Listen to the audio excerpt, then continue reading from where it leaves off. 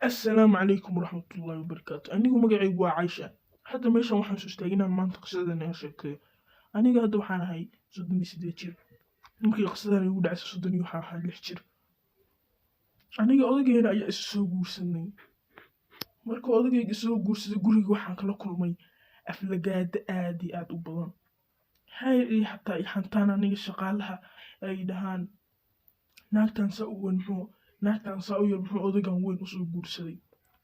Saas ayagoo ka hay ayaan soo dhaafay. Kadib aniga waxaa ii imid odagayga. Odagayga ayagoo igu dhahay Caysho waxaas waxba u qaadanin waa iska caadi way dhammaanayaan. Anana kaa qabanay waxaas.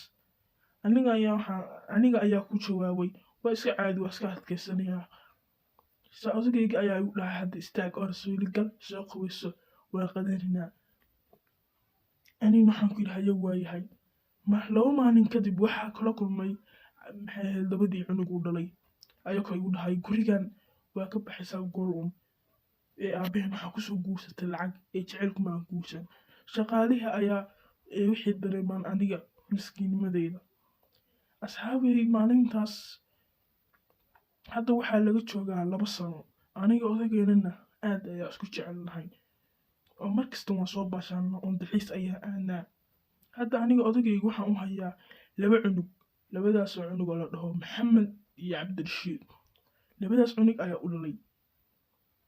2 bil markii ka soo wareegatay waxaa ii imid wiilku dhalay odagayga. Wuxuu igu dhahay Caysho adiga gurigan ka baxaysaa. Aabbahen adiga dhowr jeer ayaa ku sheegay lacag baa ku soo guursatay ee kuma soo guursan jacayl. Aniga ayaa hoos fiirsaday anoo yaaban. Isla markii dambe markuu saa iga soo tagay gabar shaqaalaha ka mid ah ayaa igu soo orday. Shaqaalihiina miskiinimadeed ayay la yaabnaayeen. Halkii shaqaalaha iga aamusinayeen. Shaqaalihii kale ayaa tiraahday sidaan uu xun yahay ninkan ismaan bedeli doono. Aniga waan soo baxay waxaan soo raadsiisaa odagayga oo la kulmo. Odagayga ayaa meelaha ka fiirnay. Waxaan arkay odagayga xaggaa ka soo baxaya. Wuxuuna igu dhahay Caysho waa maqlay waxay kugu dhaheen labada cunug aa dhalay. Saxa ku yidhi waa iska caadi waxaas waxba u qaadanin. Hawuu naxay odagayga. Waxaan ku dhahay jacaylku kuma soo guursan lacag jacayl ayaa kugu guursaday. Odagayga ayaa wuxuu dhahay aniga taas soo ogahay waan la socdaa. Aniga ayaan ku dhahay waxaan ku yidhi aniga jacaylkeena inaan sii bilaarino way aan saan ka sii bilaarino aad ayaan kugu jeclahay. Aadna waa ku xanaaneyn doonaa insha Allah. Odagayga anigana sidoo kale waan farxay. Odagayga sidaas ayaan maalin kasta ku dhihi jiray waana ku qarcin jiray.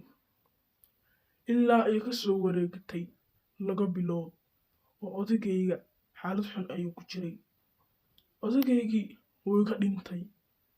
Markaas ayaan tacsi u dhignay. Markii dambe ayaa ii imid wiilku dhalay iyo gabadhu dhalay. Waxayna igu dhaheen Caysho adiga guriga waa ka baxaysaa. Waan naxay. Waxaan idhi waa yacni u baxayaa oo maxaa u baxaya guriga waa ninkayga hantidan aan lahayn. Wuxuu igu dhahay adiga guriga ayaa ku dejinaynaa. Dabcan guriga ayaa ku dejinaynaa. Gurigan guri ka fog. Aniga ayaa ahay bal waa arrin wanaagsan oo arkaynaa. Guriga ayaa la keenay. Dabcan guriga aad iyo magaalada uga fogaa. Asxaabay inta wixii ka dambeeyay ka soo daawa Kingshenko. Waxaan ilaa hadda u jeedaa inaan like saarin. Like noo saar. qaybteeda labaad Kingshenko ka soo daawo. Waxaa Ilaahay ka rajaynaa inaan qaybteedan iyo qaybteeda labaad inaan caafimaad ku